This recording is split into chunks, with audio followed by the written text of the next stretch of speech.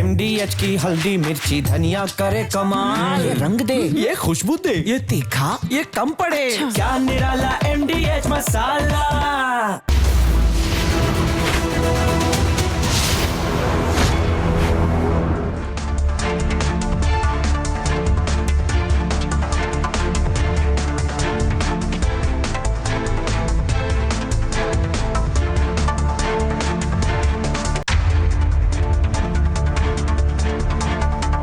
नमस्कार, बहुत स्वागत है आपका। आप देख रहे हैं देश का नंबर 1 न्यूज शो ये भारत की बात और मैं हूं आपके साथ मृदुल शर्मा। होगी देश की हर बात, दिखाएंगे देश और दुनिया की तमाम बड़ी खबर। दर्शकों, आप लगातार सुन रहे हैं कि ट्रंप हमला करने वाले हैं, ट्रंप हमला करने वाले हैं, लेकिन क्या ट्रंप हमले के लिए तैयार है? नहीं दर्शकों, मैं आपको बता रहा हूं, ट्रंप रणनीति बना रहे थे इतने दिनों से और दुनिया को लग रहा था कि ट्रंप अटैक करेंगे, लेकिन उनकी रणनीति अब फाइनल स्टेज पर पहुंच गई है, यानी अब किसी भी समय ईरान पर हमला हो सकता है। आपको तस्वीर दिखाता हूं, दिखाइए। ये आप देखिए, सबूत नंबर 1, आज अटैक होगा क्योंकि ईरान के पास तबाही का दूसरा नाम USS अब्राहम लिंकन पहुंच गया है और ये तस्वीर आपको दिखा रहा हूं जहां सीधे ईरान टारगेट पर है।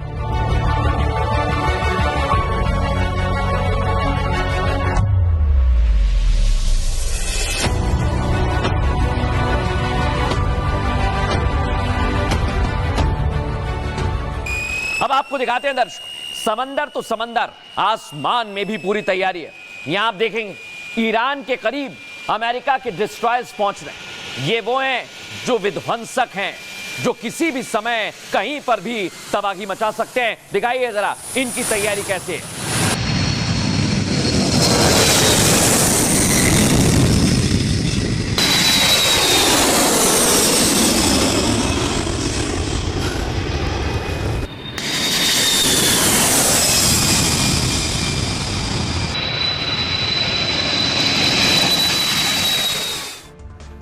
लेकिन दर्शकों, बड़ी बात क्या है? बड़ी बात यह है कि अभी तक की जो तस्वीर आप देख रहे थे उसके सबूत सामने आ गए। आइए जरा आपको दिखाता हूं। ये आप देखिए, आपको दिख रहा है C-17 ग्लोब मास्टर, ये तैनात किया गया है और आपको बता दें या F-15 भी तैयार खड़े हुए हैं, यानी इसका सीधा मतलब ये फुल फ्रेम दिखाइए जरा इसे। यही तैयारी है जो बता रही है कि ईरान को घेर लिया गया है और ईरान को ऐसा घेरा है कि अब ईरान का बचना मुश्किल नजर आ रहा है।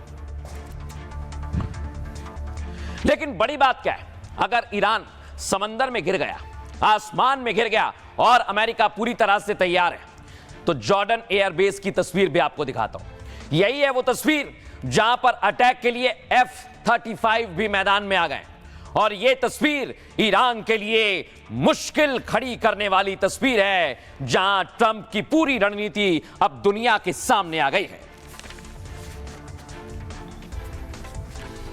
अब आप ये देखिए दर्शकों, अमेरिकी फाइटर जेट पोजीशन में आ चुके हैं, यानी जैसे जैसे वक्त बीत रहा है वैसे वैसे अमेरिका अपनी रणनीति को फाइनल करने पर तुला हुआ है, यानी ईरान का बचना अब मुश्किल नजर आ रहा है।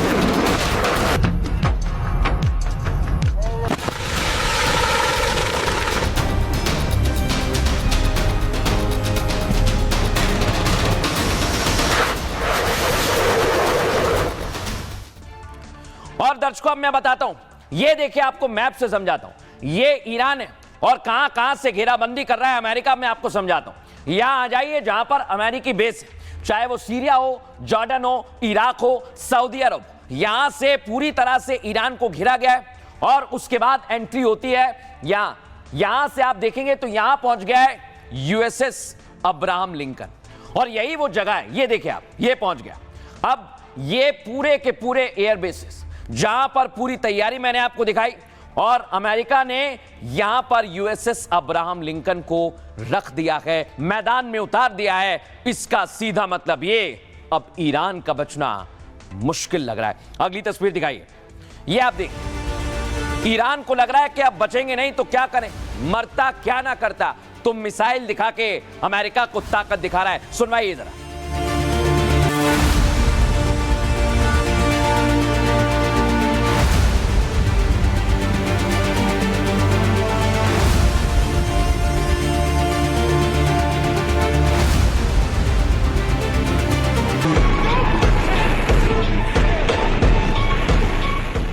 लेकिन ईरान सिर्फ ताकत दिखा नहीं रहा, बता रहा है कि कितने ही अब्राहम आ जाएं हम सबको निपटा देंगे, और उसकी ड्रिल का वीडियो भी बाकायदा जारी किया है। कैसे missile Abraham Lincoln, USS Abraham Lincoln को नेस्त नाबूद करती है, आपके सामने एक बार और दिखाइए।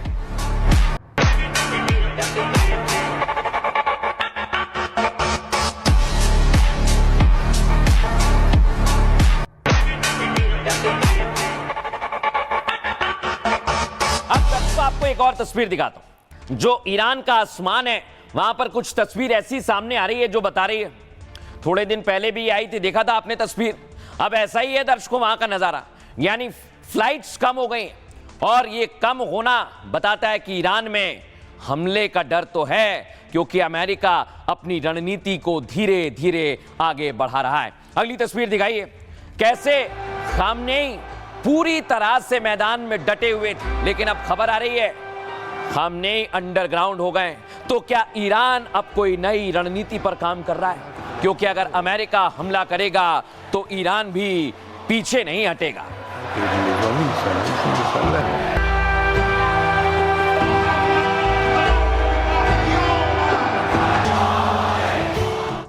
लेकिन दर्शकों, बड़ी बात क्या है, अभी तक की जो तस्वीर आप देख रहे हैं वो सिर्फ और सिर्फ ईरान के अंदर की है। यहां आप देखिए, जब आप तेहरान में जाएंगे तो वहां पर अभी भी कत्लेआम चल रहा है, और यही कत्लेआम सबसे बड़ा कारण है युद्ध और ज्यादा भड़क सकता है।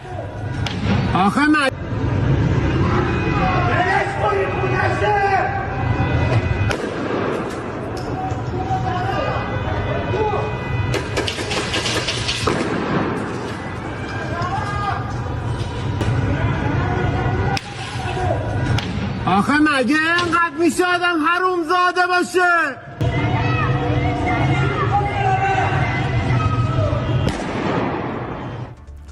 लेकिन दर्शकों, मैं आपको बताता हूं अमेरिका की तैयारी क्या है। यह तैयारी ऐसी है जो दुनिया देख के हैरान हो गई। ये आपके सामने तैयारी है। सबसे पहले यूएसएस अब्राहम लिंकन, जो अमेरिका पर अटैक करने के लिए ईरान पर अटैक करने के लिए अमेरिका की सबसे बड़ी रणनीति का हिस्सा है।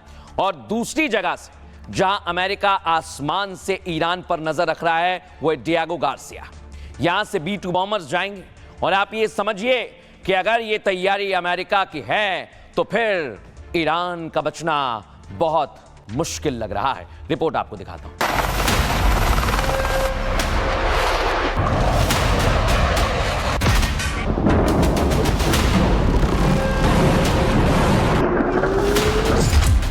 ईरान के दरवाजे पर अमेरिकी शैतान यानी यूएसएस अब्राहम एयरक्राफ्ट की दस्तक से खलीफा की नींद उड़ गई। ट्रंप ने ऐसी घेराबंदी की कि ईरान के बचने का हर रास्ता लगभग बंद हो गया है।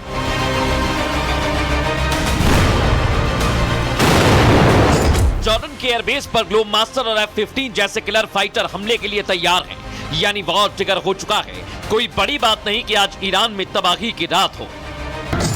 जिस तरह से ईरान के आसपास का एयर स्पेस को पूरी तरह बंद कर दिया गया है, यह साफ संकेत है कि आने वाले कुछ समय में ईरान पे एक बड़ा हमला होने वाला है। उधर चीन ने भी 20 एयरक्राफ्ट से किलर ड्रोन और हथियारों की पूरी खेप खलीफा को सौंप दी। अगर अटैक हुआ तो ईरान नहीं, पूरा खाड़ी जलकर खाक होना तय है।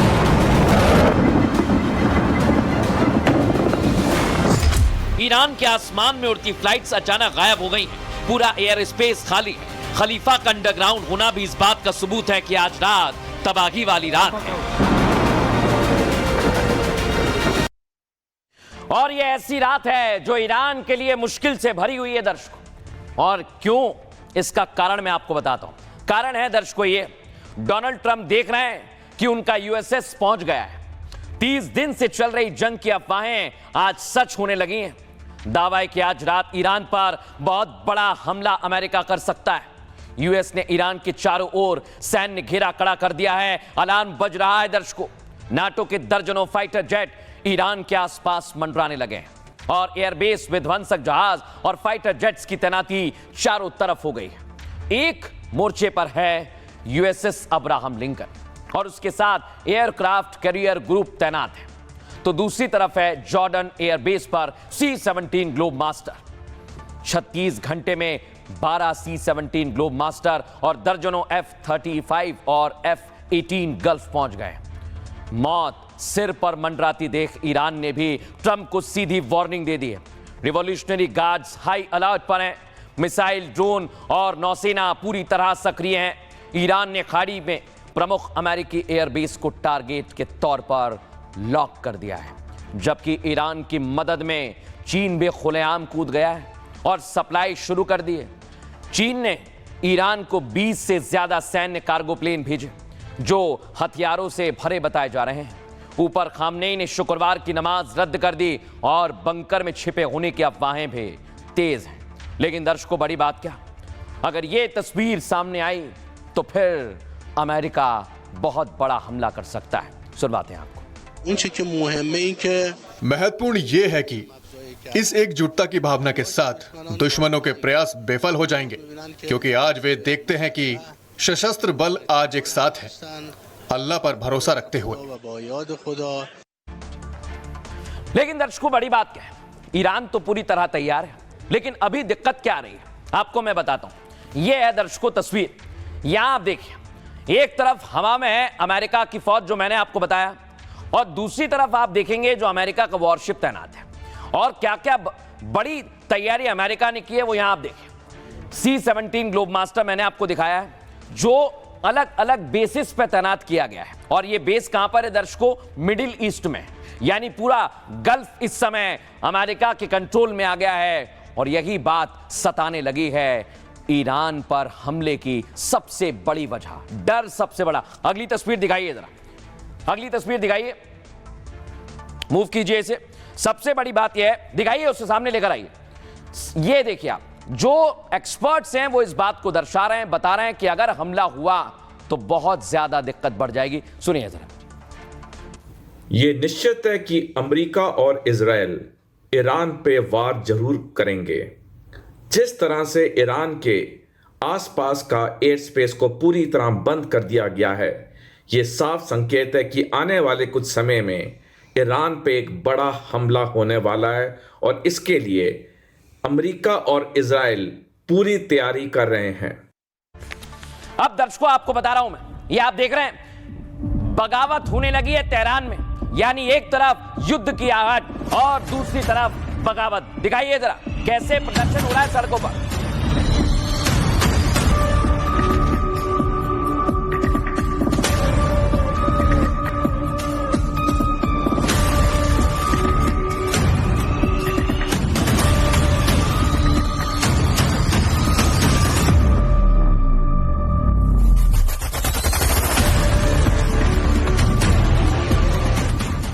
ये देख रहे हैं आप दर्शक, विद्रोह की आग में ईरान जल रहा है, और ईरान में खबर यह है कि प्रदर्शनकारियों को मारा जा रहा है, यानी खलीफा का कत्लेआम भी चल रहा है। दिखाइए क्या माहौल है वहां पर।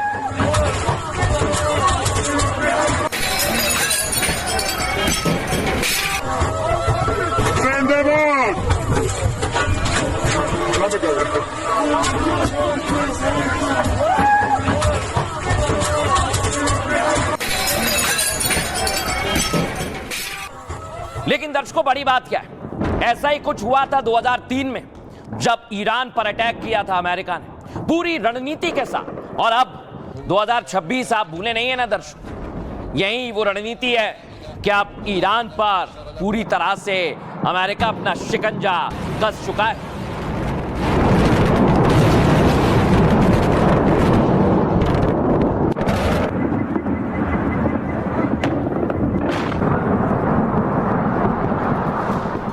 लेकिन दर्शकों, इराक पर हमला हुआ था जब अमेरिका ताकतवर था, लेकिन अब तो और ज्यादा ताकत दिखा रहा है, और सबसे बड़ी ताकत है USS अब्राहम लिंकन। दर्शकों, ये वो हथियार है अमेरिका जिसे शैतान कहा जा रहा है, और ये ऐसा शैतान है जो अगर ईरान पर हमला करेगा तो पूरी तरह से तबाही मचा देगा, ऐसी तबाही जिससे बचना खामनेई के लिए मुश्किल होगा।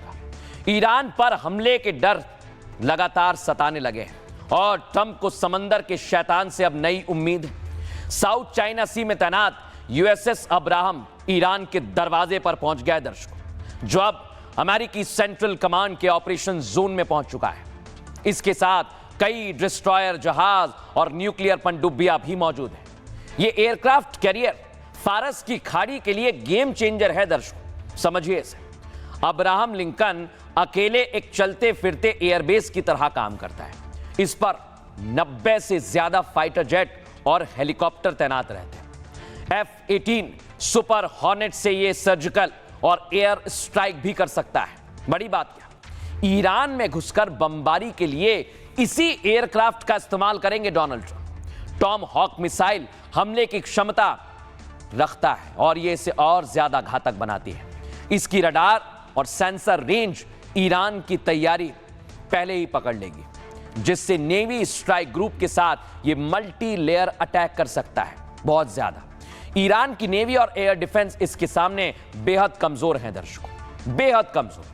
यूएसएस अब्राहम लिंकन से इजराइल को डायरेक्ट सैन्य सपोर्ट मिल सकता है और ईरान की मिसाइल रणनीति इसी के लिए सबसे बड़ी मुश्किल है। इस कैरियर तक पहुंचना मुश्किल है, यानी एक कैरियर ग्रुप ईरान की पूरी समुद्री सप्लाई चेन को रोक सकता है और इसीलिए ट्रंप ने इसे ईरान के दरवाजे पर तैनात कर दिया है और हमले का प्लान पूरी तरह से अब अंजाम पर पहुंचने वाला है।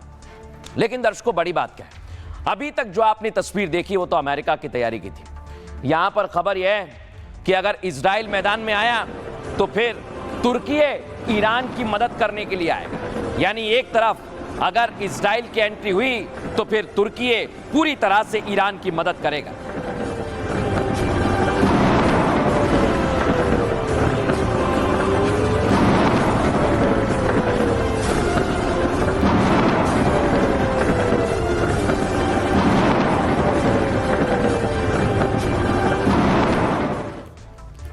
लेकिन दर्शकों, बड़ी बात क्या है, जब इजराइल ने ईरान पर हमला किया था तो ईरान ने पलटवार भी किया था और वो तस्वीर कोई भूला नहीं है, क्योंकि इजराइल ने जबरदस्त तबाही मचाई थी। अगर इजराइल की एंट्री हुई तो इस बार फिर से तबाही मचना तय है।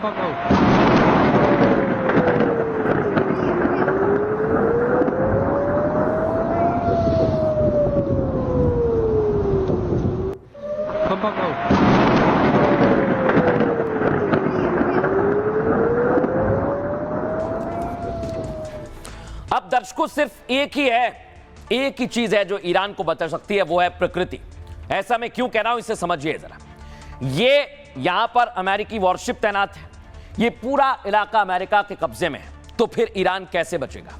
बचेगा दर्शकों बड़े बड़े पहाड़ों से, क्योंकि एकाएक सैनिक यहां पर नहीं पहुंच सकते हैं। बड़े बड़े ऊंचे ऊंचे पहाड़ हैं, कुछ जगह ऐसी पर्वतमालाएं जो इधर से, ये भी ईरान के लिए ब्रह्मास्त्र हैं।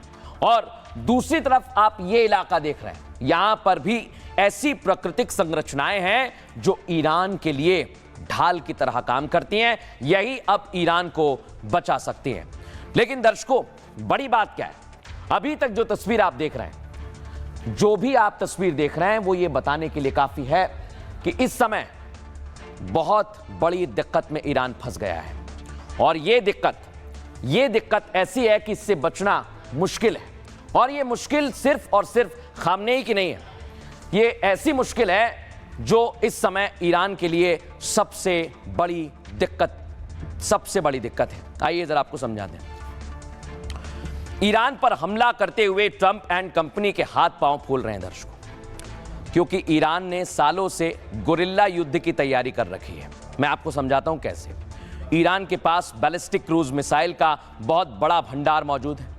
इन मिसाइल रेंज को 2000 किलोमीटर तक पूरे क्षेत्र में कवर करने की क्षमता रखती हैं, जिसकी जद में पूरा इजराइल और कई अमेरिकी सैन्य बेस आते हैं, जो मैं मैप के जरिए आपको दिखा रहा हूं दर्शकों। देख रहे हैं ना, ईरान पर अटैक हुआ तो हॉर्मुज, जो जल डमरू मध्य सागर का इलाका है, जहां पर ईरान का सबसे बड़ा होल्ड है, जबकि ईरान की साइबर यूनिट्स अमेरिकी कमांड कंट्रोल को ठप कर सकती हैं। यानी एक ऐसा क्षेत्रीय प्रॉक्सी नेटवर्क एक्टिव होगा जो अमेरिकी चक्रव्यूह में फंस जाएगा। और ईरान ने पहले ही खाड़ी में अमेरिकी ठिकानों को निशाना बनाने का ऐलान किया। इजराइल तक पहुंचने वाली क्षमताएं इस पूरे इलाके में डिफरेंस को बढ़ाती हैं। आराम से चलिए पीयूष। अमेरिकी फॉरवर्ड बेस पर सटीक स्ट्राइक की क्षमता ईरान के लिए बड़ी ताकत है।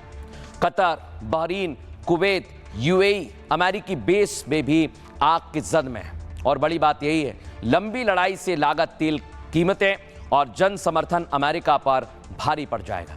यानी एक ऐसी जंग जिसमें फंसकर अमेरिका वियतनाम जैसी गलती दोहराएगा।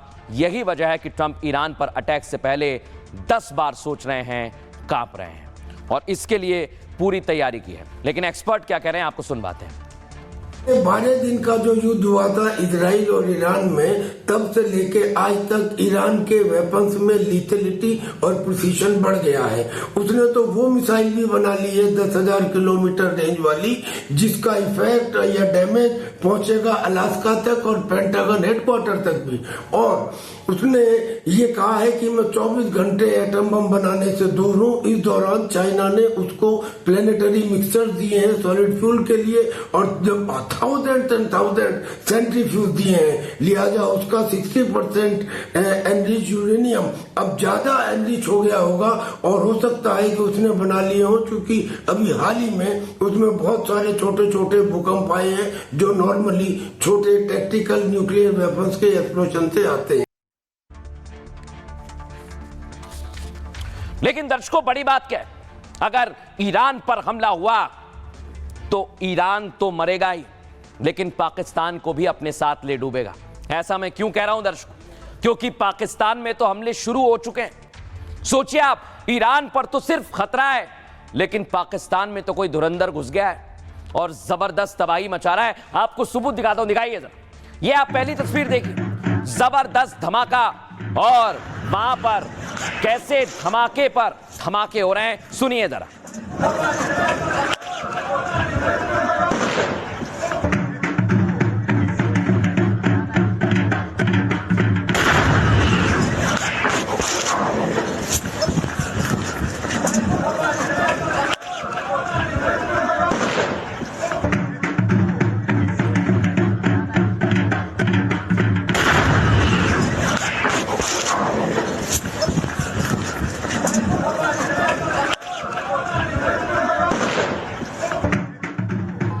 ये महज इत्तेफाक है दर्शकों, मैंने कल आपको बताया था, यहां यूपी में सायरन बजा, 7 मई वाला सायरन, और धमाका हुआ पाकिस्तान में।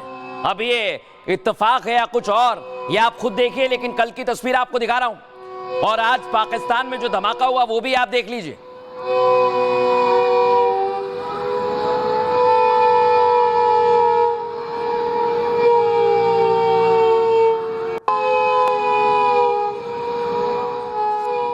लेकिन दर्शकों, ये पाकिस्तान तो पाकिस्तान है, ये सुधरेगा नहीं। ये आतंकियों को अब ट्रेनिंग दे रहा है, जैसे ट्यूशन पढ़ाई जाती है, क्लास लगती है, देख रहे हैं आप, आतंकियों की ट्रेनिंग हो रही है। सुनिए जरा, इन्हें कैसी जहरीली पाठशाला में पाठ पढ़ाया जा रहा है।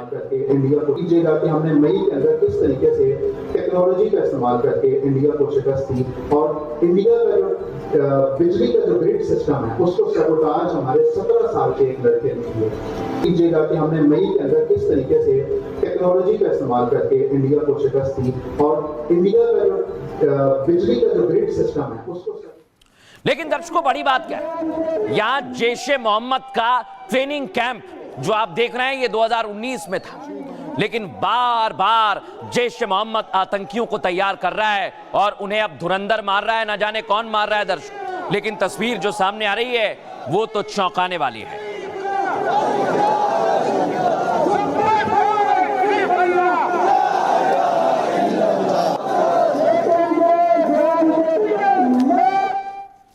लेकिन दर्शकों, एक बड़ी बात आपको बता रहा हूं, धुरंधर का तो नहीं पता, लेकिन भारतीय सेना की तैयारी जबरदस्त है। वो तैयारी आपके सामने है और आतंकियों को कुचलने के लिए भारत हर वक्त, हर समय, हर क्षण तैयार है।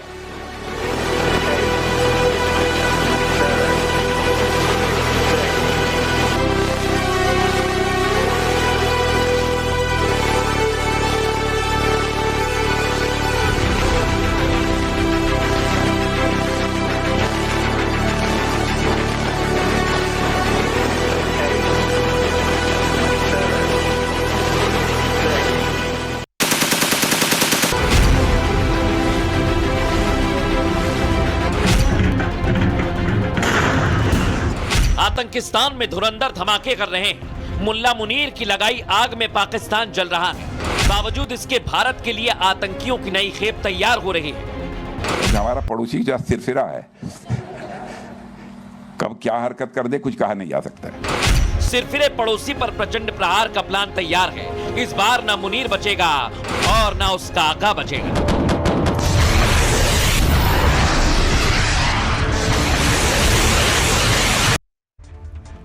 लेकिन दर्शकों, बड़ी बात क्या है, अभी तक की जो तस्वीर है वो पाकिस्तान के लिए सबसे घातक तस्वीर है, क्योंकि पाकिस्तान गलती पर गलती कर रहा है, लेकिन अब गलती की सजा मिलेगी, और सजा भी ऐसी दर्शकों जो आपके सामने है। पाकिस्तान के डेरा इस्माइल में बड़ा आत्मघाती हमला हुआ है। धुरंधर स्टाइल में इस धमाके को अंजाम दिया है दर्शकों। लोग शादी समारोह के दौरान नाच रहे थे, तभी ब्लास्ट हो गया, लेकिन खबर यह है कि आतंकी थे इसमें करीब 14 की मौत हुई है, 5 घायल बताए जा रहे हैं। पाकिस्तान में ISI से जुड़े TTP आतंकी के घर फिदायीन हमला हुआ है। आपको बताऊं दर्शकों में, नूर आलम महसूद TTP से अलग होकर ISI के साथ मिल गया था। खैबर पख्तूनख्वा के डेरा इस्माइल शहर में नूर आलम महसूद रहता था। पाक नेता वहीदुल्ला महसूद भी इस विस्फोट में मारा गया है। आत्मघाती हमले से करा रहा पाक फिर भी आतंकी तैयार कर रहा है। आतंकी संगठन लश्कर तैयबा पाक के युवाओं को ट्रेनिंग दे रहा है। आपको बताऊं मैं, हाफिज, जो आतंकी हाफिज है, उसका परिवार भारत के खिलाफ लोगों का ब्रेन वॉश कर रहा है। मुल्ला मुनीर इसको एजुकेशनल ट्रेनिंग साबित करने में जुटा है, लेकिन एक बार फिर पाकिस्तान का आतंकी तंत्र बेनकाब हो गया है, दुनिया के सामने आ गया है, और आतंकी गतिविधियों को लेकर पाकिस्तान को भारत ने अब आखिरी वार्निंग दे दी है। कहा इस बार अगर साजिश की तो जितने भी आका हैं वो कितना ही वलीमा खा लें, सबका सफाया होना तय मानिए। ये वलीमे में एक धमाका हुआ है, लेकिन अगर भारत की तरफ आंख उठाई तो फिर धमाके पर धमाके होंगे। सुनवाता हूं आपको। इंटेलिजेंस एजेंसीज के अनुसार पाकिस्तान में कम से कम 6 ऐसे नए आतंकवादी कैंप खोले गए हैं, LOC के उस तरफ और इंटरनेशनल बॉर्डर के उस तरफ, जहां पर नए आतंकवादियों की रिक्रूटमेंट हो रही है। मकसद ये है कि जैसे ही बर्फ पिघलेगी वह पीर पंजाल की घाटियों से कश्मीर के वैली क्षेत्र में घुस आएंगे और वहां आतंकवादी घटनाओं को अंजाम देंगे। लेकिन भारत सरकार ने भी पाकिस्तान को आगाह कर दिया है कि अगर पाकिस्तान ने फिर से कश्मीर वैली में घाटी में किसी आतंकवादी घटना को अंजाम देने की कोशिश की या कर दी, जैसे पहलगांव में हुआ था, तो भारत ऑपरेशन सिंदूर 2 को स्टार्ट कर देगा। लेकिन दर्शकों, बड़ी बात है, अभी तक जो आपने देखा है वो सिर्फ एक ट्रेलर है। ये पाकिस्तान को बलूचिस्तान से भी बड़ा खतरा लगने लगा है, इसलिए बलूचिस्तान के लोगों को मार रहा है। ये मुनीर बलोचों पर हमला कर रहा है। एक्शन की तस्वीर जरा दिखाइए फुल फ्रेम।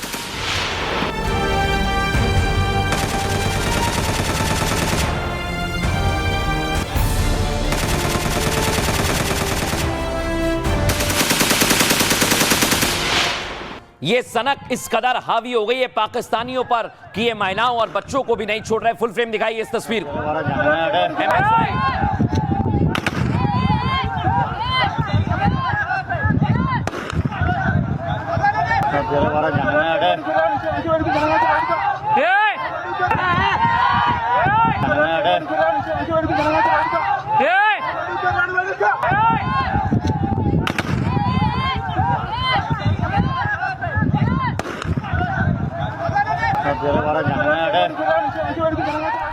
ये मुनीर बलोची बच्चों पर भी कहर बरपा रहा है। जो बलूचिस्तान में बच्चे हैं वो देखिए जरा कैसे करहा रहे हैं, सुनवाइए।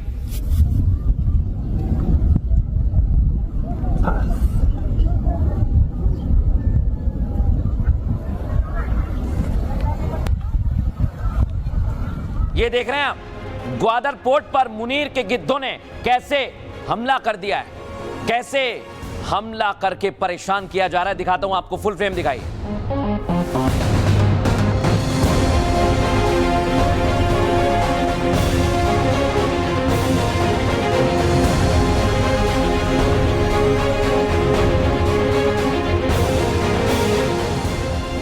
ये महिलाओं को मार रहे हैं, ये बच्चों को मार रहे हैं, और ये मुनीर, ये अपने आप को मेडल देने वाला डरपोक मुनीर, ये बुलेट प्रूफ जैकेट पहन के घूम रहा है दर्शकों। और ये कितना ही सूट पहन ले, 4 लेयर पहन ले, लेकिन इसकी बुलेट प्रूफ दिखने लगी है। देख रहे हैं आप, ये बुलेट प्रूफ जैकेट बताने के लिए काफी है दर्शकों कि मुनीर को डर लगने लगा है। डर किसका है दुनिया जानती है।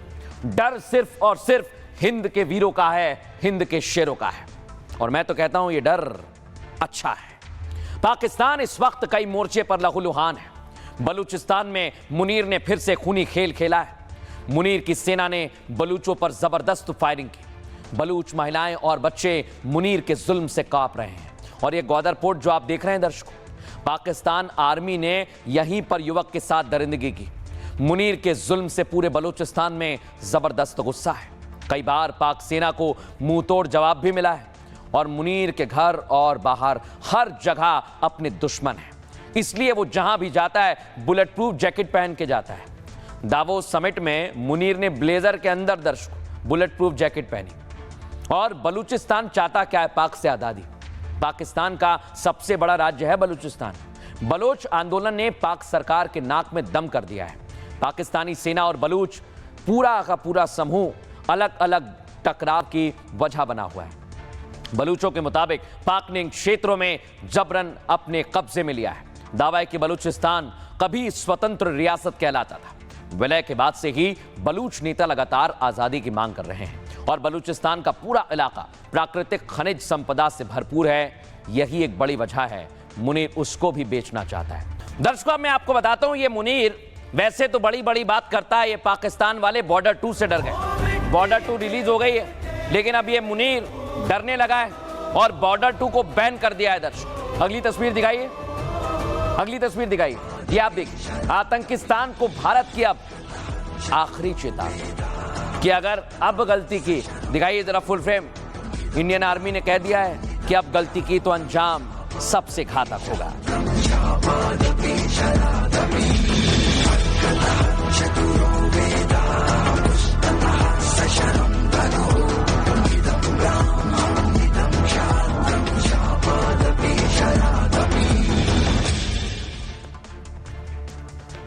लेकिन दर्शकों, बड़ी बात क्या है, ये बॉर्डर 2 से डरने लगे। और सिर्फ मुनीर नहीं डर रहा है, कई कंट्रीज हैं जो पाकिस्तान के साथ हाथ मिला चुकी हैं ना, वो डरने लगी हैं। फिल्म बॉर्डर 2 में सनी देओल की दहाड़ से मुनीर कांप गया, ऐसा लगता है। पूरे पाकिस्तान में मुल्ला मुनीर ने बॉर्डर 2 को बैन कर दिया। ये तो होना था। बॉर्डर 2 की कहानी भारत पाकिस्तान के युद्ध पर आधारित है, 1971 का। दर्शकों, साल 1971 में भारत पाक युद्ध की कहानी को पर्दे पर उतारा गया है। निधि दत्ता और अनुराग सिंह की इस फिल्म के निर्माता निर्देशक हैं। और अभिनेता सनी देओल के साथ वरुण धवन, दिलजीत दोसांझ और सुनील शेट्टी के बेटे आहान शेट्टी फिल्म में मुख्य किरदार में है। फिल्म की खूब तारीफ हो रही है, कमाई भी जबरदस्त हो रही है। इसे भारत के साथ साथ कई ग्लोबल मार्केट में भी रिलीज किया गया है। एंटी पाकिस्तान कहकर इसे पाकिस्तान में बैन कर दिया है। अब एंटी क्या, युद्ध में हारे थे पिटे थे तो दिखाएंगे। अभी हाल ही में पाकिस्तान ने फिल्म धुरंधर को भी बैन कर दिया था। गल्फ कंट्री में बॉर्डर 2 बैन हो गई है। पाकिस्तान के अलावा 6 और देश जो फिल्म को बैन कर चुके हैं, जिसमें Bahrain, Kuwait, Oman, Qatar, Saudi Arabia और संयुक्त अरब अमीरात में फिल्म नहीं दिखाई जाएगी। ये सिर्फ और सिर्फ पाकिस्तान की वजह से, फिल्म की कहानी के चलते प्रतिबंध लगाया गया है दर्शकों। लेकिन बॉर्डर 2 में जैसी दहाड़ है, भारतीय सेना की भी वैसी दहाड़ है। और इसलिए एक्सपर्ट्स भी कह रहे हैं कि पाकिस्तान तो डरेगा ही डरेगा। सुनिए जरा। बॉर्डर 2 फिल्म रिलीज हो गई है। इस फिल्म में 1971 की लड़ाई के बारे में बताया गया है, खासतौर पे ऑपरेशन चंगेज खान। ये वो ऑपरेशन थी जिसमें पाकिस्तान ने 3 दिसंबर की रात को 11 इंडियन एयर बेसिस के ऊपर अटैक किया था। अब इसमें सनी देओल जो है वो लेफ्टिनेंट कर्नल फतेह सिंह के रोल में आए हैं। कुल मिला के बॉर्डर 2 पाकिस्तान को एक डिफीटेड रोल में या डिफीटेड पिक्चर में दिखाया गया है। और यही कारण है कि इसको पाकिस्तान में, कुवैत में, बहरीन में, यूएई में, सऊदी अरेबिया में, इन मुस्लिम देशों में नहीं दिखाया गया है। लेकिन दर्शकों, बड़ी बात क्या है? बड़ी बात तो यह है, पाकिस्तान से कुछ होता नहीं है तो यह आतंकियों को भेजता है। और मैं कोई भी बात हवा में नहीं कहता हूं, ऐसा ही कुछ लग रहा है दर्शकों। इनकी नापाक साजिश आपके सामने है। सोचिए आप, एक ट्रेन में कितने यात्री होते हैं और ये पटरी पर धमाका करने की कोई साजिश कर रहे हैं। ये वो साजिश है जो पंजाब के फतेहगढ़ साहिब से सामने आई।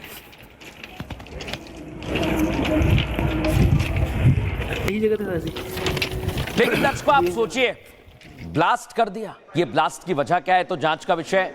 लेकिन गणतंत्र दिवस को लेकर पूरे दिल्ली में सीसीटीवी लगे हुए हैं और दिल्ली ऐसा इलाका है जहां पर हाल ही में फिदायीन हमला हुआ था दर्शकों, और ये भारत में बैठे गद्दारों की मदद से हुआ था। लेकिन अब एक भी गद्दार बच नहीं पाएगा। चप्पे चप्पे पर सीसीटीवी तैनात किए गए हैं। हमारे सहयोगी की रिपोर्ट दिखाते हैं।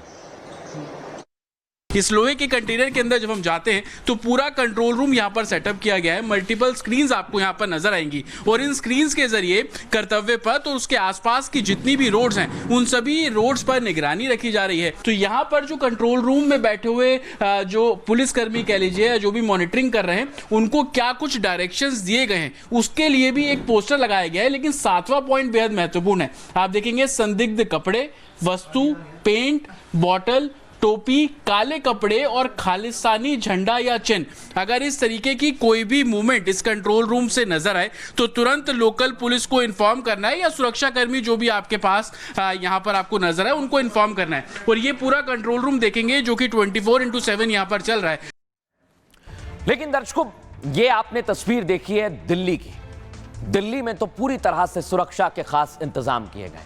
लेकिन कैसे हैं ये इंतजाम, आइए जरा मैं आपको बताता हूं। सुरक्षा तो ऐसी है दर्शकों की परिंदा भी पर नहीं मर पाएगा। गणतंत्र दिवस से पहले पंजाब में धमाका हो गया है। फतेहगढ़ साहिब में रेलवे ट्रैक पर विस्फोट हुआ है। आपको बताएं, सरहिंद इलाके में धमाके के बाद हड़कंप मच गया। विस्फोट की चपेट में एक मालगाड़ी का इंजन आ गया, जो मैं आपको दिखा रहा हूं।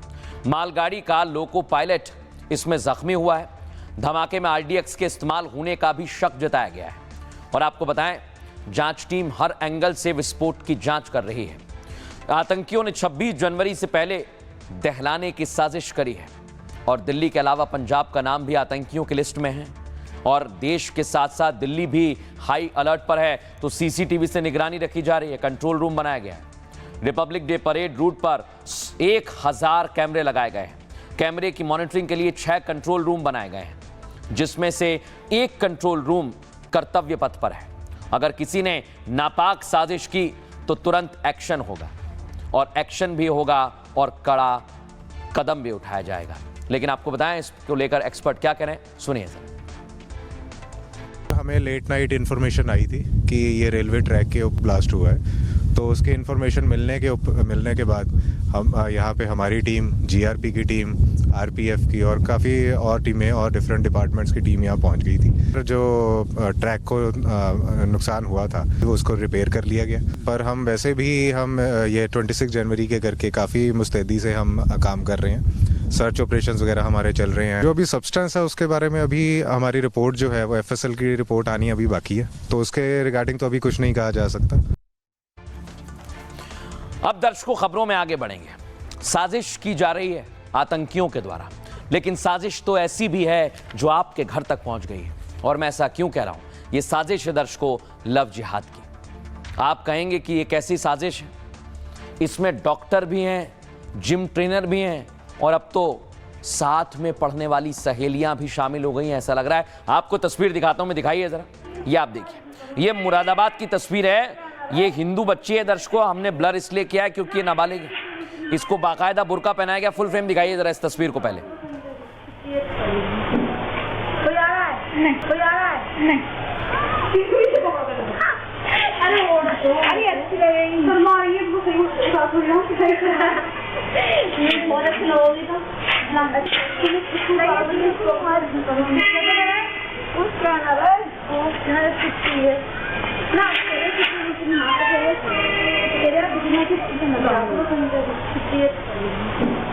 कोई आ रहा है? नहीं। कोई आ रहा है? नहीं। अरे वो अरे अच्छी लगेगी। ये बहुत अच्छी लगोगी तो। देखा आप, मना कर रही है, वो कह रही है अच्छी लगोगी तुम। और अब लड़की का भाई कह रहा है कि ये बहुत बड़ी कोई साजिश की जा रही है, हमारी बहन को फंसाया जा रहा है। सुनिए उसके भाई का क्या कहना है। छोटी बहन है जो कि 16 साल की, जो कि नाबालिग कक्षा 12 की छात्र है। उसकी कुछ मुस्लिम सहेलियों ने उसे जबरन बुर्का पहनाया और उसे कहीं ले गई।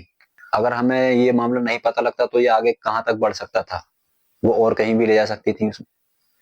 मान लो अपने भैयों से मिलवाती किसी से, या लव जिहाद वाला पूरा प्रोपेगेंडा था उनका क्या था। इस मामले में मैंने एक FIR दी थी। बड़ी बात यह दर्शकों, हाल ही में अभी मिर्जापुर में लव जिहादी साजिश सामने आई थी। जिम के अंदर साजिश की जा रही थी। अब कहीं बुर्का पहनाया जा रहा है, कहीं बड़ी साजिश की जा रही है। इसलिए सवाल खड़े हुए हैं कि आखिर इसके पीछे क्या कोई नेक्सस तो नहीं है। अब आपको एक और तस्वीर दिखाता हूं। योगी फोर्स लगातार कार्रवाई कर रही है। ये है वो लव जिहादी जो भाग गया था, दर्शकों दिखा रहा हूं मैं आपको। ये भाग रहा था, लेकिन अब ये फोर्स ने पकड़ लिया है शिकंजे में। और ये कहां से पकड़ा गया है दर्शकों? ये दिल्ली से पकड़ा गया है। ये भागने जा रहा था और इसकी बहुत बड़ी तैयारी थी, लेकिन उससे पहले ही ये धरा गया।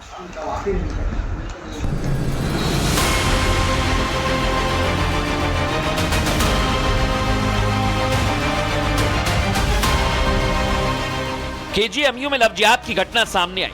मिर्जापुर में जिम जिहाद की घटना ने सबको चौंका दिया। मुस्लिम युवक जिम जाने वाली हिंदू युवतियों को टारगेट कर रहे थे। अब मुरादाबाद में बुर्का विवाद ने सनसनी मचा दी है। मुस्लिम महिलाओं ने एक नाबालिग हिंदू लड़की को सड़क पर बुर्का पहना दिया। पीड़िता के भाई ने घटना को लेकर संगीन आरोप लगाए। ब्रेन चेंज हो गया थोड़ा, या माइंड वॉश कह सकते हैं आप, इस टाइप से। तो ये जो कह रही थी मेरी बहन वही कर रही थी ना। तो मेरी बहन हिंदू बुर्का क्यों पहनेगी? इसकी मतलब तह तक जानने की कि क्या था, या प्रोपेगेंडा था, या लव जिहाद का क्या मैटर था पूरा। अस्पताल, जिम, मजार और अब बुर्का जिहाद ने सवाल खड़ा कर दिया है। आखिर लव जिहाद कहां तक फैला है? कट्टरपंथी मुस्लिम वो चाहे डॉक्टर हो, जिम ट्रेनर हो या छात्राएं, आखिर जिहाद के कितने चेहरे हैं जो हिंदुओं को टारगेट कर रहे हैं? हमने एंटी कन्वर्जन बिल भी बनाया है, धर्मांतरण विरोधी बिल और लव जिहाद के खिलाफ भी हमारा एक विधेयक पास हुआ है। जो भी इसमें लिप्त पाया जाएगा, सख्ती के साथ उससे निपटने का काम करने का प्रयास हम लोग कर रहे हैं। अब एक और अहम चीज, क्या वाकई ऐसा हो रहा है दर्शकों? क्या बच्चियों को बहला फुसलाकर उन्हें जाल में फंसाया जा रहा है, बुर्का पहनने के लिए प्रेरित किया जा रहा है? ऐसा मूवी में हुआ था दर्शकों, दिखाइए जरा, ये आप देखिए। यूपी के मुरादाबाद में बुर्का जिहाद की घटना सामने आई है। मैं ऐसा क्यों कह रहा हूं? 5 मुस्लिम लड़कियों ने एक हिंदू छात्रा को जबरन इस तरह कुछ बुर्का पहनाया दर्शकों। ये प्रतीकात्मक है। हिंदू लड़कियों को कोचिंग के बाहर बताया जा रहा है कि घेर लिया एक बच्ची को वहां पर, और मुस्लिम लड़कियों ने हिंदू छात्राओं को बुर्का पहना दिया। उससे कहा पहनो तुम। पीड़ित लड़की के भाई ने घटना पर संगीन आरोप लगाए हैं। बहन से इस्लाम कबूल करवाने तक की बात कही गई है। इस्लाम कबूल करने से तुम्हारी किस्मत बदल जाएगी, यह भी कहा है। तुम बुर्का पहनोगी तो और खूबसूरत लगोगी। 5 मुस्लिम लड़कियों ने मेरी बहन से दोस्ती की है, उसका भाई कहता है। सभी एक ही स्कूल में, एक ही कोचिंग में पढ़ने जाती हैं। इतना ही नहीं, मुस्लिम लड़कियों ने बहन का ब्रेन वॉश करना शुरू कर दिया है। लड़की का भाई कहता है बार बार उसे इस्लाम धर्म कबूल करने के लिए उकसाया गया, दबाव बनाया जाता है। हिंदू धर्म के प्रति घृणा पैदा करने की कोशिश की गई है। इतना ही नहीं, पीड़ित हिंदू परिवार ने अब पुलिस में शिकायत दर्ज करवाई है। परिवार ने घटना के पीछे बड़ी साजिश की भी आशंका जताई है। कोई इस्लामिक संगठन छात्राओं को आगे करके साजिश कर रहा है, ऐसी भी आशंकाएं। हिंदू नाबालिग लड़कियों के धर्मांतरण की कोशिश हो रही है। लेकिन अब पूरी घटना को लेकर पुलिस ने FIR दर्ज की है और मामले की जांच शुरू कर दी है। अब पुलिस बड़ा एक्शन लेगी। लेकिन क्या वाकई दर्शकों, ये तो हमने फिल्मों में देखा है जो आज मुरादाबाद में हुआ है। सुनिए जरा पुलिस क्या कह रही है। छोटी बहन है जो कि 16 साल की, जो कि नाबालिग कक्षा 12 की छात्र है। उसकी कुछ मुस्लिम सहेलियों ने उसे जबरन बुर्का पहनाया और उसे कहीं ले गई।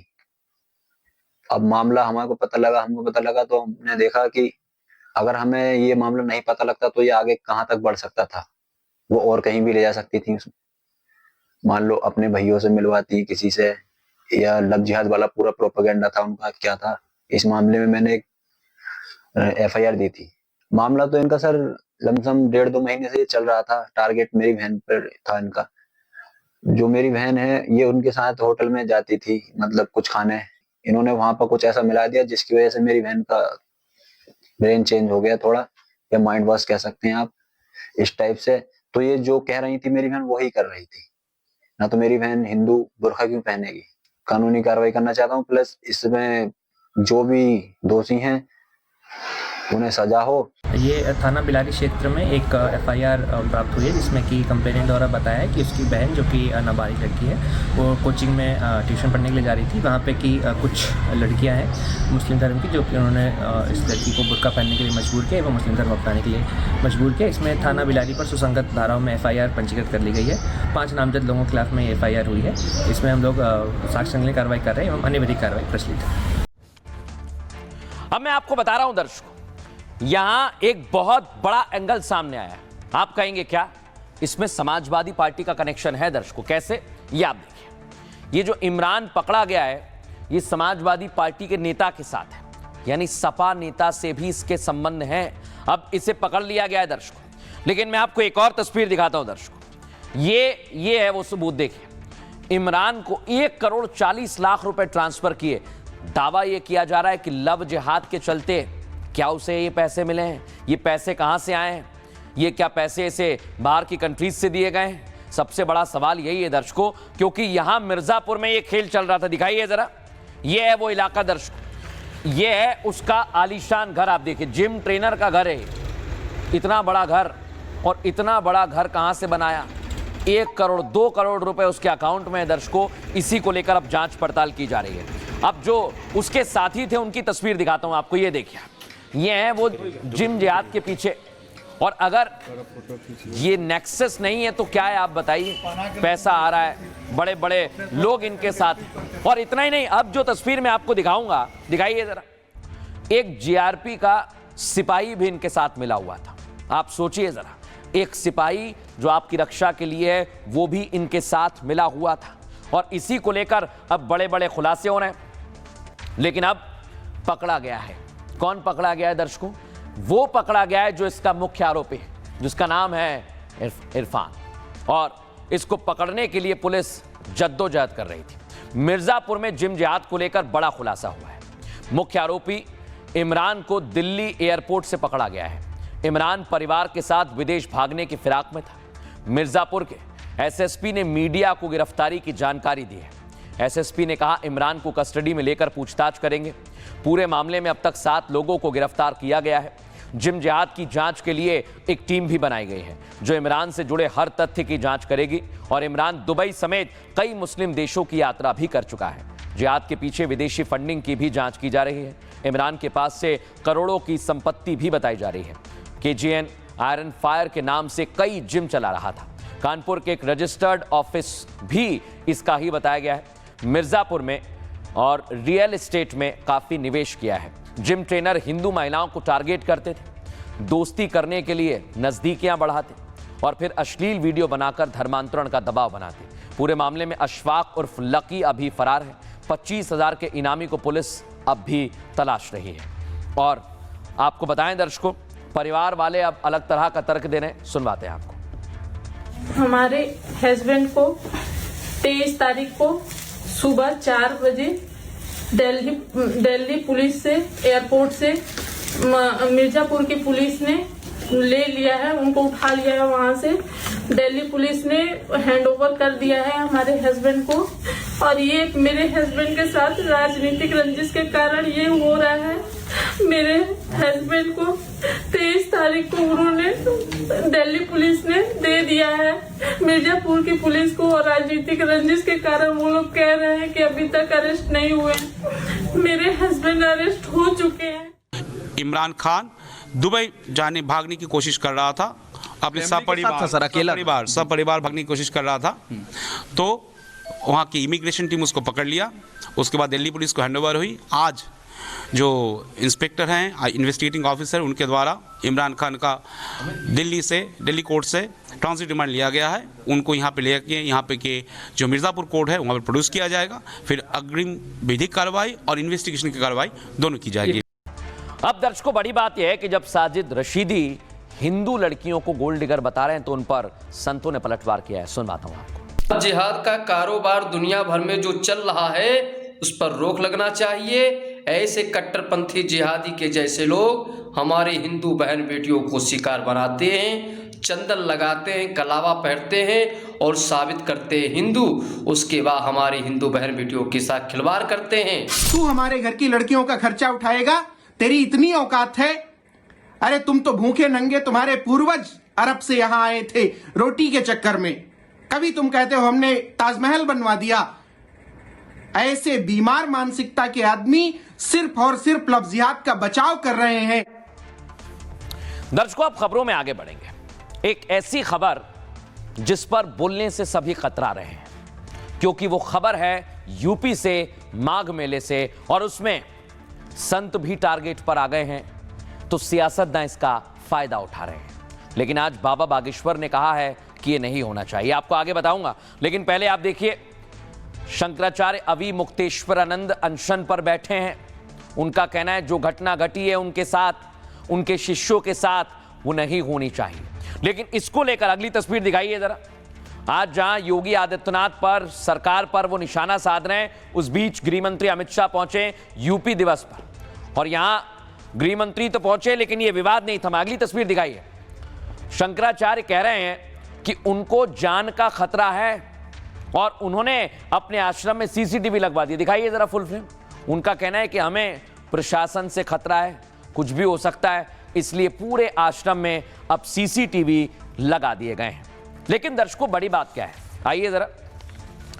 जब ऐसी घटना घटती है तो सियासत चरम पर होती है। अखिलेश यादव भी इसका फायदा उठा रहे हैं, कांग्रेस पार्टी भी इसका फायदा उठा रही है और मायावती भी अब मैदान में आ गए हैं। लेकिन आपको बताऊंगा मैं किसने, कैसे और क्या कहा है। अगली तस्वीर दिखाइए जरा। कांग्रेस पार्टी तो पूरी तरह से मैदान में आ गई। देख रहे हैं आप, ये पोस्टर लगा दिया है और बाकायदा मनुस्मृति को कोट किया गया है। बताया गया है कि गुरुओं का अपमान अगर आप करेंगे तो आपको नरक में जाना पड़ेगा, और वो तस्वीर भी बाकायदा लगी हुई है और ये कांग्रेस ने पोस्टर लगवाया है।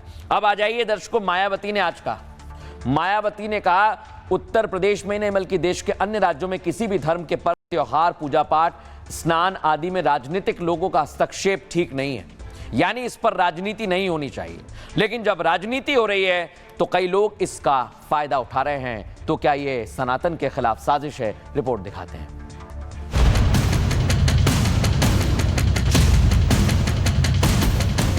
हम देख तो रहे हैं, अब देखने से हमको अंदाजा लगेगा कि किसके मन में क्या है। साहब दिखावटी दांत हैं कि असल में खाने के भी दांत हैं कोई। शंकराचार्य जी स्नान नहीं कर पा रहे हैं, लड़ते रहना पड़ेगा लगातार।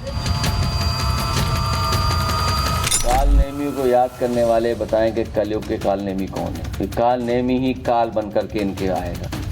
क्या अवि मुक्तेश्वरानंद विपक्ष के मोहरे हैं? क्या वे योगी सरकार को सत्ता से हटाने की साजिश में शामिल हैं? क्या अखिलेश और राहुल की टीम उन्हें 2027 चुनाव को देखकर लॉन्च कर रही है? ये सवाल इसलिए उठ रहे हैं क्योंकि उनके अनशन पर बैठने से दोनों दल बेहद खुश हैं। कांग्रेस योगी पर हमले कर रही है तो अखिलेश साफ साफ ऐलान कर रहे हैं कि वे उनके संपर्क में हैं। शंकराचार्य जी के बारे में आपका सर्टिफिकेट परिचय क्या है? तो इससे बड़ा सनातन धर्म का, इससे बड़ा हमारे साधु संतों का, इससे बड़ा हमारी संस्कृति का, इससे बड़ा हमारे माघ मेला का, इससे बड़ा हमारे हिंदुस्तान का कोई अपमान नहीं हो सकता जो भारतीय जनता पार्टी अपने चापलूस अधिकारियों से करवा रहे हैं।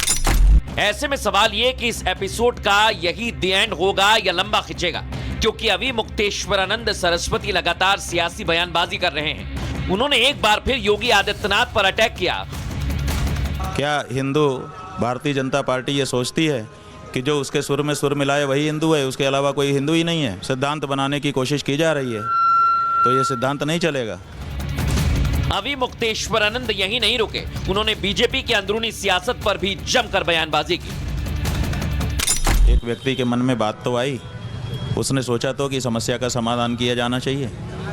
दूसरा तो अभी भी आग में घी डालने का काम कर रहा है, घाव पे नमक छिड़कने का काम कर रहा है और ऐसे चिढ़ा रहा है जैसे बहुत बड़ा काम कर रहा हो।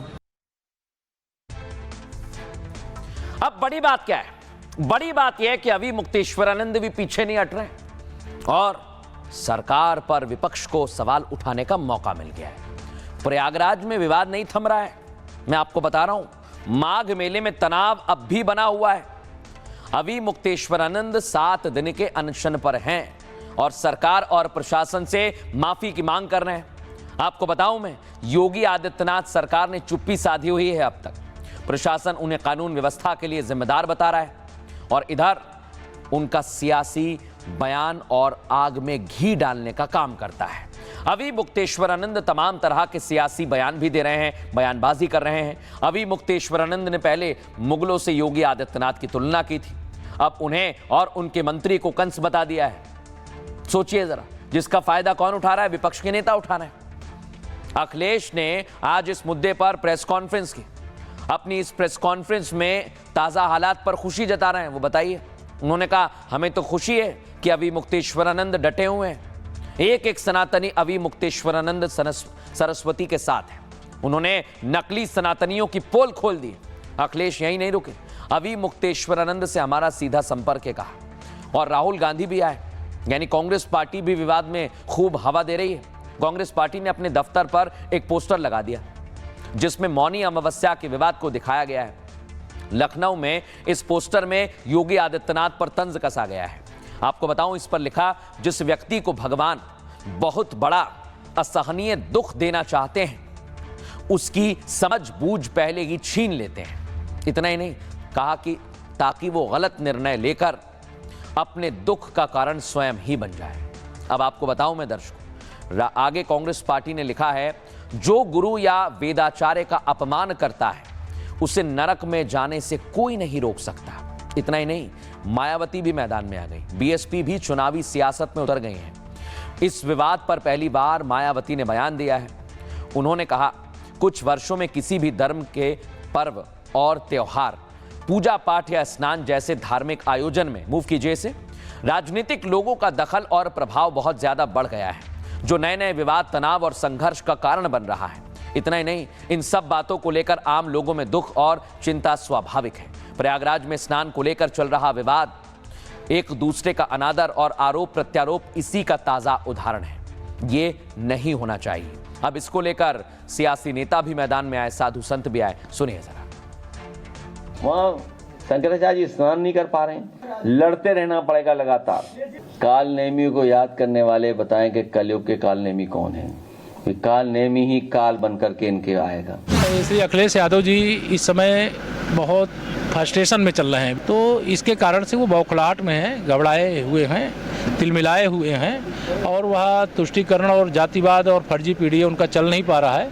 इसलिए 27 में समाजवादी पार्टी सफाई जाने वाली है। जो आदरणीय शंकराचार्य जी का अपमान किया है इस सरकार ने, शंकराचार्य का अपमान, गेरुआ वस्त्र फाड़ा गया मुक्तेश्वरानंद जी का, और उनके जो बटुक थे, ब्राह्मण बच्चे थे, उनकी चुटिया खींचकर जो मारा, उनका जो अपमान किया। जो भी घटनाक्रम हुआ, उनको जो भी पदवी हमारे सनातन धर्म में है, तो शंकराचार्य के पास जो है 4 शंकराचार्यों का जो व्यवस्था है, आदि गुरु शंकराचार्य ने करी है, उसमें उनको ये उपाधि है कि नहीं है, ये एक फैक्ट है हमारे पास। तो मुझे नहीं लगता कि किसी भी व्यक्ति कोई भी देश के संविधान से ऊपर है।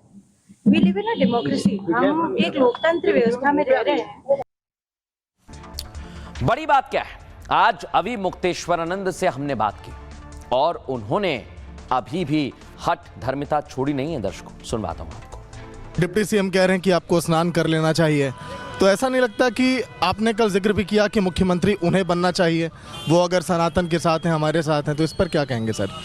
अरे भाई, हमने कह दिया, हमारा तात्पर्य इतना ही था कि कम से कम एक व्यक्ति के मन में बात तो आई, उसने सोचा तो कि समस्या का समाधान किया जाना चाहिए। दूसरा तो अभी भी आग में घी डालने का काम कर रहा है, घाव पे नमक छिड़कने का काम कर रहा है और ऐसे चिढ़ा रहा है जैसे बहुत बड़ा काम कर रहा हो। उनको मुख्यमंत्री बनना था, लेकिन उनको काट करके आदित्यनाथ जी को मुख्यमंत्री बना दिया गया है और उनको उप मुख्यमंत्री केवल दिखावट के लिए बनाया गया है। उनके पास अगर इतने अधिकार होते तो जैसा वो कह रहे हैं वैसे ही तत्काल कुछ निर्देश करके कुछ न कुछ करते, लेकिन कह के रह गए। इससे पता चलता है कि उनके मन में भावना जरूर है लेकिन ताकत नहीं है। वो क्यों लाठी मारती है संतों के ऊपर, वो क्यों लाठी मारती है बटुकों के ऊपर, उसको तो जवाब देना चाहिए। सबसे बड़ा सवाल ये नहीं है कि कौन पार्टी आ रही है कौन नहीं आ रही है। सवाल ये है कि अपने आप को हिंदू कहने वाली पार्टी ने ये सब क्यों किया, कैसे किया। क्या हिंदू भारतीय जनता पार्टी ये सोचती है कि जो उसके सुर में सुर मिलाए वही हिंदू है, उसके अलावा कोई हिंदू ही नहीं है? अगर ये सिद्धांत बनाने की कोशिश की जा रही है तो ये सिद्धांत नहीं चलेगा। हिंदू तो अपने हिंदू धर्मशास्त्र से चलेगा। लेकिन एक बात तो है, ये होना नहीं चाहिए, ये तो ठीक बात है। लेकिन अब अभी मुक्तेश्वरानंद कह रहे हैं कि मेरी जान को खतरा है और आश्रम में सीसीटीवी लगवा दी है। उनका कहना है कि हमला किया जा सकता है हम पर और प्रशासन ही करवा सकता है। अब अगली तस्वीर दिखाइए जरा। बाकायदा मानव अधिकार आयोग ने शंकराचार्य मामले में एक नोटिस भी दे दिया है दर्शकों, जो मैं आपको दिखा रहा हूं। यानी अब बात आगे बढ़ती जा रही है, ये बात खत्म नहीं हो रही है। लेकिन अगर अभी मुक्तेश्वरानंद को जान का खतरा है तो जान का खतरा किससे है, आइए जरा आपको विस्तार से बताते हैं। ये उनकी वैनिटी वैन है दर्शकों। यहां पर भी अभी मुक्तेश्वरानंद कई समय बिताते हैं और अभी मुक्तेश्वरानंद दावा किया जा रहा है केवल सियासत नहीं कर रहे, उन पर आरोप लग रहे हैं। मैं आपको बता रहा हूं, केवल प्रधानमंत्री और सीएम पर अटैक नहीं कर रहे हैं, बल्कि एक प्रोफेशनल की तरह वो तमाम पैंतरे आजमा रहे हैं, ये कहा जा रहा है। उन्हें पहला नोटिस मिला तो फौरन वकीलों की टीम भी जुटा ली। आपको बताएं, प्रशासन ने दूसरा नोटिस थमाया तो गौ हत्या पर बयान देने लगे। हालांकि दूसरे नोटिस की मियाद खत्म हो गई है और कभी भी एक्शन भी हो सकता है, तो उन्होंने एक नए तरह का पैंतरा चला है और जो उनके चेले हैं, जो उनके शिष्य हैं, वो कह रहे हैं कि उनकी जान को खतरा है और इसलिए शिविर के बाहर 12 सीसीटीवी कैमरे भी लगवा दिए गए हैं। सभी 12 सीसीटीवी कैमरे हाई रेजोल्यूशन वाले हैं। आपको बताएं, निगरानी के लिए एक कंट्रोल रूम भी बनाया गया है ताकि आसपास आने जाने वालों पर नजर रखी जा सके। दलील दी गई कि अभी मुक्तेश्वरानंद की जान को खतरा है। उनकी टीम की तरफ से एक बयान भी जारी किया गया है। आपको बताएं, बयान की भाषा से बहुत कुछ आप समझ जाएंगे। मैं आपको सुनवाता हूं। कहा गया है, सीसीटीवी लगाना हमारी मजबूरी है क्योंकि शंकराचार्य अभी मुक्तेश्वरानंद सड़क पर बैठे हुए हैं। यहां शिविर के आसपास प्रशासन और उनके गुंडे घूम रहे हैं। संत के वेश में भी यहां शैतान घूम रहे हैं, जिससे उनकी जान को खतरा है। ये लोग रात में आकर वीडियो बनाते हैं। इतना ही नहीं, पकड़े जाने पर कहते हैं नोटिस देने आए हैं। अब आप समझिए जरा, बड़ी बात तो यही है कि अगर ये विवाद अगर आगे बढ़ता रहेगा तो फिर और ज्यादा दिक्कत होगी। सुनिए जरा क्या कुछ कहा जा रहा है। कम से कम हमारे देश के सन्यासियों को तो, जो सनातन धर्म में अखंड निष्ठा रखते हैं, उनके प्रति दुर्भावना नहीं रखनी चाहिए। और मैं देख रहा हूं कोई ना कोई बहाना चाहिए, कभी गाय के बहाने से, कभी कुंभ के बहाने से, कभी माघ मेले के बहाने से, कोई बहाना चाहिए। सनातन का हास्य प्रकाश न हो। दोनों पक्ष हमारे हैं, दोनों पक्ष अपने हैं, दोनों सनातनी ही हैं। दोनों आपस में बैठकर इसका समझौता कर लें, बीच का रास्ता चुनें। हमें लगता है सनातन का हंसी मजाक बनाने से कोई फायदा नहीं है। पुलिस का तो नाम ही पुलिस बल है। जब उसको बल से कोई व्यवहार करेगा उसके साथ, तो बलपूर्वक वो उसका रिप्लाई करेंगे।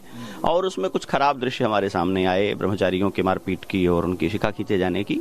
लेकिन इसको प्रोपेगेट करने के बजाय इसके मूल में जो बात है वो समझनी चाहिए, और वो यही है कि शंकराचार्य जी के अनुयायियों ने मेला की विधि व्यवस्था का ही उल्लंघन नहीं किया। मेले में लगे हुए सेवा कर्मियों को, पुलिसकर्मियों को भी बलपूर्वक ठेलने, हटाने और अपनी इच्छा से मनमानी करने का प्रयास किया, जिसे रोका गया और एक दुर्भाग्यपूर्ण प्रसंग सामने आ गया। सोचिए, अगर ये विवाद बढ़ेगा तो हमला सनातन पर किया जाएगा। लेकिन मुझे लगता है दर्शकों, ये नहीं होना चाहिए। इस तरह के विवाद का अंत होना चाहिए। बहरहाल आगे बढ़ेंगे, बात करेंगे आज के सूत्र की। आज का सूत्र लिया है आचार्य चाणक्य से। आचार्य चाणक्य कहते हैं, व्यक्ति का आत्मसम्मान ही उसकी असली ताकत और पूंजी है। इसे किसी भी कीमत पर सुरक्षित रखना चाहिए, क्योंकि इसके खो जाने पर धन, पद या रिश्ते सभी बेकार हो जाते हैं। आचार्य चाणक्य ने कहा, आत्मसम्मान से समझौता नहीं करना चाहिए, क्योंकि ये अभिमान नहीं बल्कि स्वाभिमान है। बहरहाल एक छोटा सा ब्रेक यहां पर ले रहे हैं। ब्रेक के बाद भी तमाम बड़ी खबरें जारी रहेंगी। नमस्कार।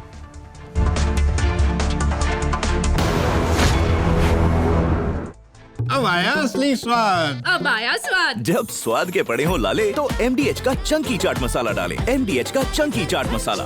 MDH